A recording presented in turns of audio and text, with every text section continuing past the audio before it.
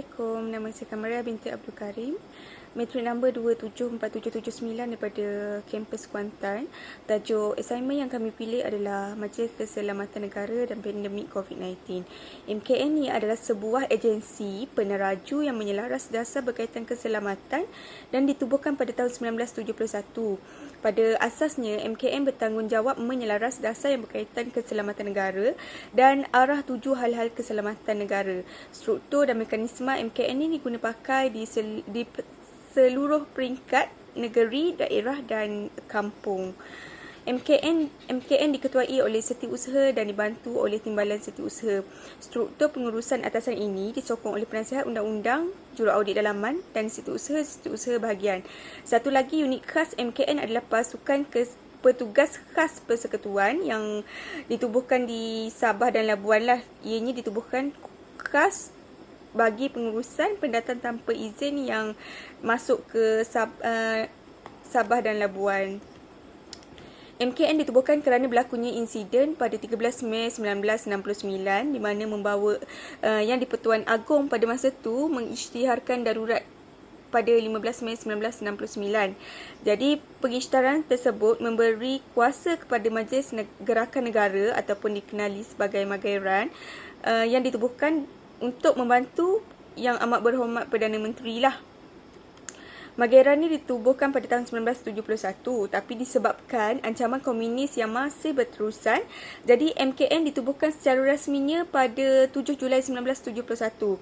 MKN ada visi MKN adalah Malaysia sebagai negara yang aman, sejahtera dan berdaulat. Manakala misi MKN adalah meneraju pengebalan dasar dan pengurusan keselamatan negara secara komprehensif, bersepadu dan berkesan. Assalamualaikum, saya Masyita binti Abu Bakar, nombor matrik 276017 dan saya akan menerangkan tentang peranan MKN bagi menangani COVID-19. MKN merupakan peneraju dalam menangani wabak penyakit berjangkit COVID-19 di mana MKN menjalankan 3 peringkat perbincangan iaitu di Ibu Pejabat, peringkat negeri dan peringkat lapangan. MKN membuat fasa 1 dengan menyediakan tempat kuarantin kepada pesakit COVID-19 yang positif. Pihak MKN telah memperkenalkan Perintah Kawalan Pergerakan iaitu PKP bagi menangani penularan wabak COVID-19 di mana mempunyai fasa 1 selama 14 hari, fasa 2 selama 14 hari dan fasa 3 selama 14 hari. MKN telah mengisytiharkan PKP bermula daripada 18 hingga 31 Mac 2020. Petugas barisan hadapan terutamanya KKM, PDRN, ATM dan Rela diberi peranan penuh dalam menjalankan penguasaan undang-undang dan bagi membendung wabak COVID-19. Orang ramai dinasihatkan sentiasa mematuhi arahan dan sentiasa berada di rumah. Selain itu, MKN memperkenalkan Perintah Kawalan Pergerakan diperketatkan PKPP di daerah yang meningkatnya kes yang tertinggi seperti di Hulu Halangat dan Simpang Renggam, di mana semua penduduk dan pelawat tidak dibenarkan masuk atau keluar di kawasan tersebut dan dikawal ketat oleh ATM dan PDRM. Individu yang didapati telah melanggar perintah akan ditangkap dan dikompans sehingga RM1,000 atau 6 bulan penjara. Apabila kes telah berkurangan, MKN telah memperkenalkan fasa Perintah Kawalan Pergerakan Pemulihan iaitu PKP di mana rakyat boleh keluar dengan bersyarat bagi elakkan kes penularan COVID-19. Terima kasih. Bismillahirrahmanirrahim. Assalamualaikum warahmatullahi wabarakatuh. Saya Muhammad Nazri bin Muhammad Nasir, nombor matrik 276417 akan menerangkan tentang peranan MKN terhadap Perintah Kawalan Pergerakan Fasa 2. Kerajaan telah membuat pertimbangan untuk mempertingkatkan SOP dan Perintah Kawalan Pergerakan Fasa 2 yang bermula pada 1 April 2020 hingga 14 April 2020. Yang mana di dalam Perintah Kawalan ini, semua premis perniagaan yang menjual keperluan harian termasuk pasar dan pasaraya hanya dibenarkan beroperasi dari jam 8 pagi hingga 8 malam. Semua restoran, kedai makan, perkhidmatan penghantaran ataupun COD serta stesen minyak hanya dibenarkan beroperasi dari jam 8 pagi hingga 10 malam. Orang ramai digalakkan supaya membuat pembelian secara online ataupun atas talian, dan juga semua kenderaan persendirian hanya dibenarkan seorang sahaja, iaitu pemandu, melainkan waktu-waktu kecemasan. Pengangkutan komersial melibatkan barang keperluan seperti makanan dan perubatan digalakkan beroperasi dari jam 7 malam hingga jam 7 pagi.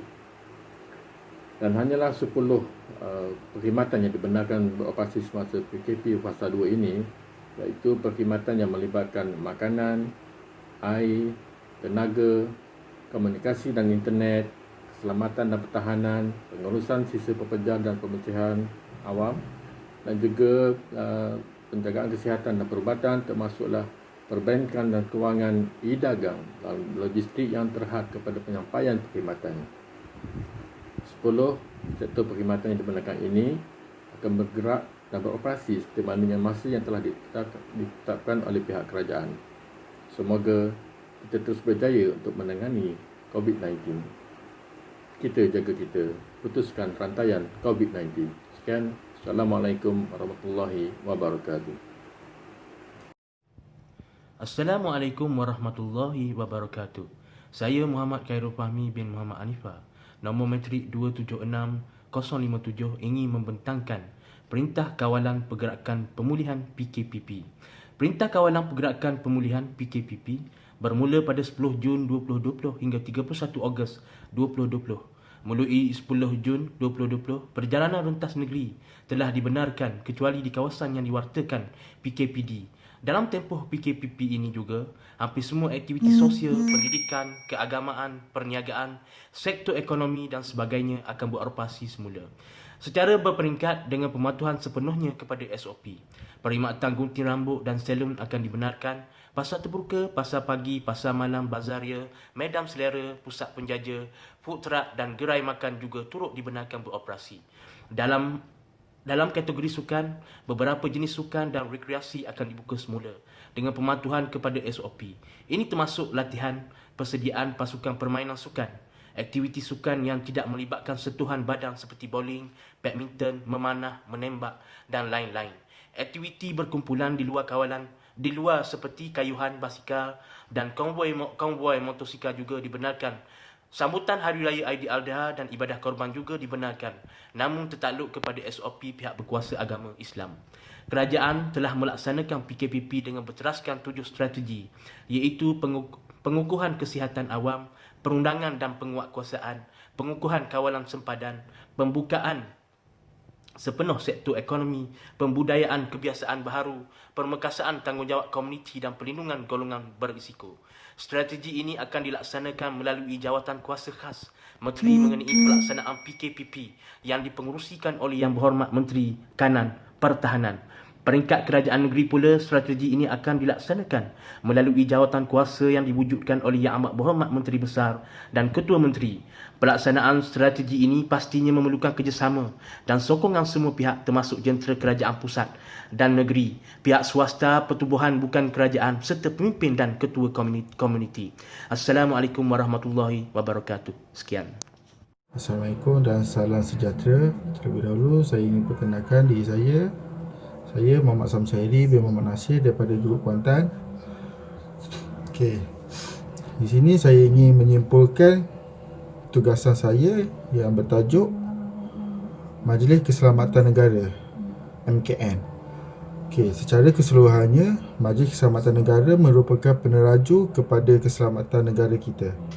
Dalam menangani wabak COVID-19 ini, MKN telah menyelaras fungsi-fungsi agensi kerajaan terutamanya Kementerian Kesihatan, Kementerian Pertahanan, Kementerian Dalam Negeri dan lain-lain agensi kerajaan yang dipimpin oleh Yang Amat Berhormat Perdana Menteri sendiri. Tanpa MKN, Malaysia mungkin tidak mampu untuk menangani wabak COVID-19 ini dengan baik. Ini diiktiraf oleh WHO sendiri yang menyatakan Malaysia merupakan salah satu negara yang dapat menangani wabak ini dengan baik. MKN terus memantau perkembangan penularan COVID-19 ini agar dapat dihapuskan dari bumi Malaysia tercipta ini. Sekian, terima kasih.